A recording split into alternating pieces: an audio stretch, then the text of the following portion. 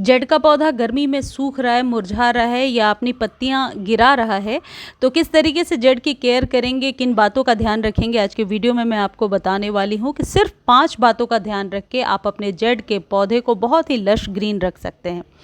जड़ के पौधे की यदि ग्रोथ नहीं हो रही है और पौधा जो है अपनी पत्तियों को गिरा रहा है, तो सबसे पहली चीज़ है जो आप ध्यान देंगे कि कहीं आपके जड़ के पत्तियों के पीछे मिलीबग्स तो नहीं चिपके हुए हैं, क्योंकि जड़ के पौधे पर भी मिलीबग्स का अटैक हो जाता है और ये हम ज़्यादा देख नहीं पाते हैं, या फिर यूँ कहें कि ये पत्तियों के पीछे होते हैं जो छुपे होते हैं और धीरे धीरे आपके पौधे को ख़राब करते जाते हैं, कुछ इस तरीके से। तो यदि आप अपने जड़ के पौधे पर डेली वाटरिंग करते हैं तो आप अपने पौधे पर एक पैनी नज़र रख सकते हैं, इसे आप अच्छे से देख सकते हैं और साथ साथ ये भी देख सकते हैं कि पत्तियां स्वस्थ हैं या पत्तियों के पीछे कुछ चिपका हुआ है।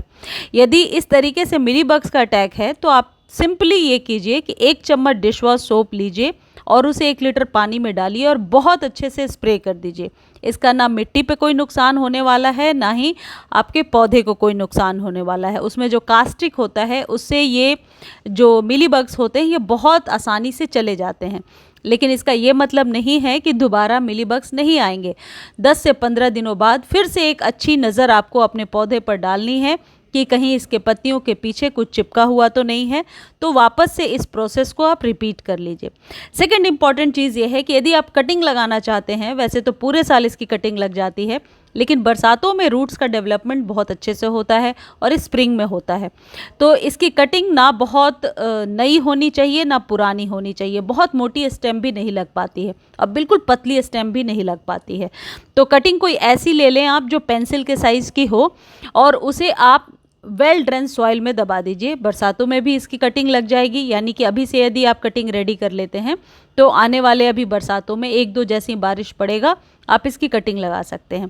दूसरी चीज़ यह है कि जड़ की तरह ही दिखने वाला ये पौधा होता है क्रेसुला।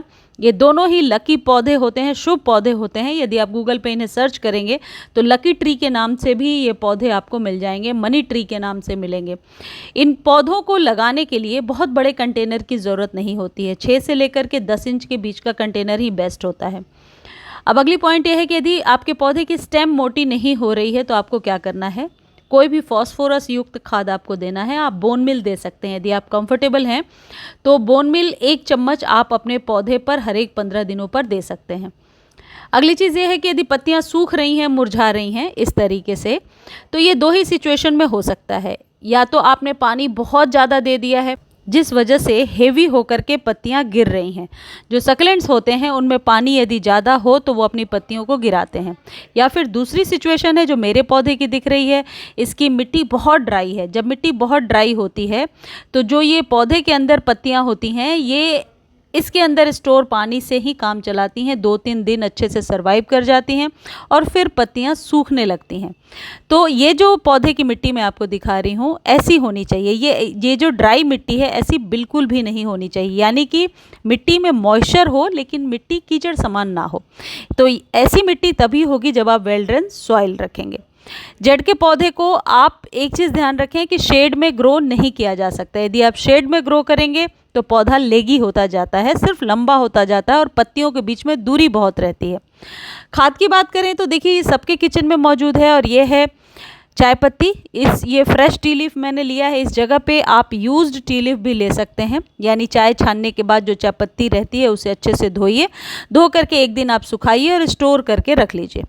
यूज टी लीफ इस्तेमाल यदि कर रहे हैं तो आप 2 चम्मच इस्तेमाल करेंगे हर एक 15 दिनों पर। यदि फ्रेश ले रहे हैं तो 1 चम्मच से थोड़ा कम लेंगे, फिर भी काम हो जाएगा। और ऊपर से इस तरीके से बिछा देना है।